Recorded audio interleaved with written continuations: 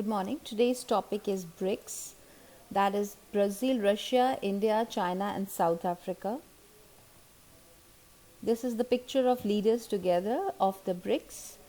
Mr. Jair Bolsonaro from Brazil, Mr. Vladimir Putin from Russia, Prime Minister Modi from India, Mr. Jinping from China, Mr. Cyril Ramaphosa from South Africa. This is the map. Kindly view the map so that you are able to attempt the map in your board exam. Now, what is this BRICS? When we look at BRICS, it's the acronym, that is the first alphabet of the name of the country, coined for an association of 5 major emerging national economies. Now, when we say emerging national economies, these are the biggest and the fastest growing emerging economies in the world, and they are Brazil, Russia, India, China, and South Africa. South Africa was added in year 2010. When we look at South Africa, it has a unique position to influence other African countries. Also, African economic growth and investment is a great potential because Africa has a market of about 1 billion people. China is South Africa's largest trading partner, and India is also trying to increase the commercialities with Africa. So Africa also has a great potential. Now, if we look at why this BRICS was formed, when we look that it wanted to act as an alternative to IMF and World Bank. When we talk about IMF and World Bank, both of them are come under the Bretton Woods institution, and both are dominated by USA and the Western powers.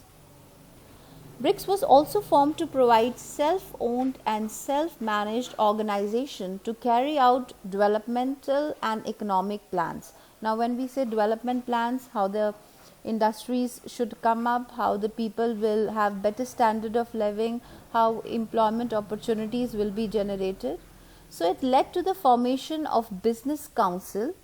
Now, when we say business council, these business council aims at promoting and strengthening business, trade and investment among the BRICS nations, and the national development and the new development bank. This new development bank aims at mobilizing resources for infrastructural development in the BRICS nations. Infrastructural development, we can say making of roads, bridges, highways, dams, all these come under infrastructure. The BRICS is basically based on bilateral relations which are based on non-interference, equality and mutual benefit.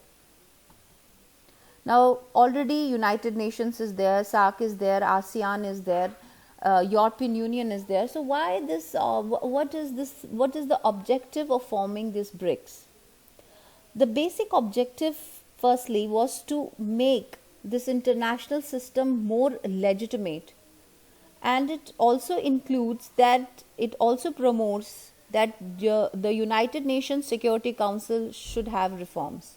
This includes that there should be more members in the permanent members in Security Council. Scrapping of veto, it should be more representative, it should represent more population of the world. So it's one of the objectives of BRICS is that also. Moreover, the BRICS group is a South-South framework for cooperation. Thirdly, the BRICS group also acts as a bridge between developed and developing countries. Example for it is in the WTO.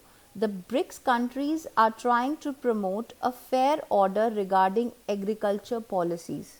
So, the developing nations should also have a say when it comes to negotiations in WTO and IMF. Assisting developing countries in gathering and gaining advantage in trade and climate change negotiations, as well as issues to export of manufacturing products. The group established the BRICS Business Council.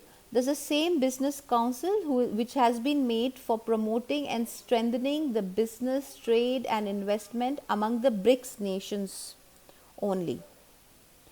And this group is formed by 25 prominent entrepreneurs from the 5 countries. So they have included the important industrialists also in BRICS. It is formed because there should be sharing of information, not just it is to be relating to trade and economics. It also involves sharing of information in education, science, cultural and environmental issues also. They have shared interest in challenging the current governance of the Western financial institutions. So it acts as a pressure groups towards the favor of the developing nations when it comes to talking in IMF, World Bank and other institutions where West has been dominating the world politics. Now we can look into some of the drawbacks, or we can say disparities within the BRICS. The dominance of China in BRICS is a problem for others because China itself is the second largest economy of the world, and it is largest economy in BRICS itself. China's manipulation of its currency has resulted in significant problem for the manufacturing sector of other emerging powers. Central banks of other countries have registered protests against undervalued yuan, that is the currency of China. There is a doubt if BRICS can emerge as a unified political force. So in order to become a very strong regional organization, or to a very strong organization, they should have a unified political policy or foreign policy also, which is missing in BRICS. BRICS is a loose group of countries that share interest in a particular area only. It is not a formal interaction or a formal alliance. So it is basically informal. It maintains a low profile on security issues. Like now there is pandemic.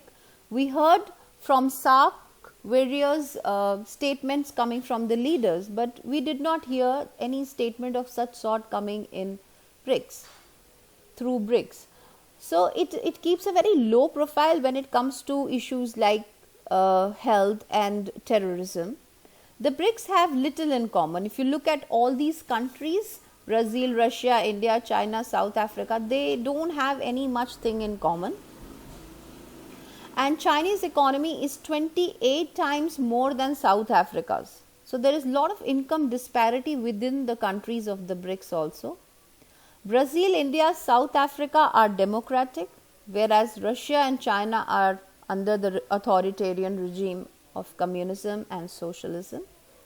Russia, Brazil and South Africa export different commodities, whereas China exports the manufactured goods and India exports more of services like doctors and engineers. But what is the path? How is the future of BRICS? If we look, the path of 2050, BRICS account for 46% of world's population, 25.9% of total geographical area and 30% of global GDP. By 2050, BRICS would account for 60% of global GDP. This is what is expected out of BRICS. These countries are believed to be the future dominant suppliers of manufactured goods, services and raw material.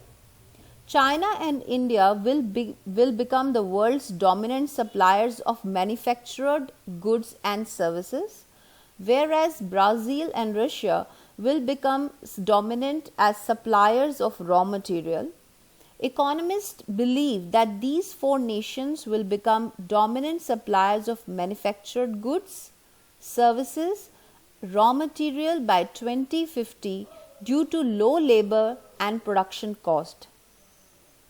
Many companies also cite BRICS nation as a source of foreign expansion or foreign direct investment or for FDI opportunities. So companies are also looking into it, that it is having a bright future, and in the world also it has a very bright future, because the members like China and India will be dominating in the supplies of manufactured goods, and Brazil and Russia will dominate in supplies of raw material. So BRICS has a bright future ahead. Thank you.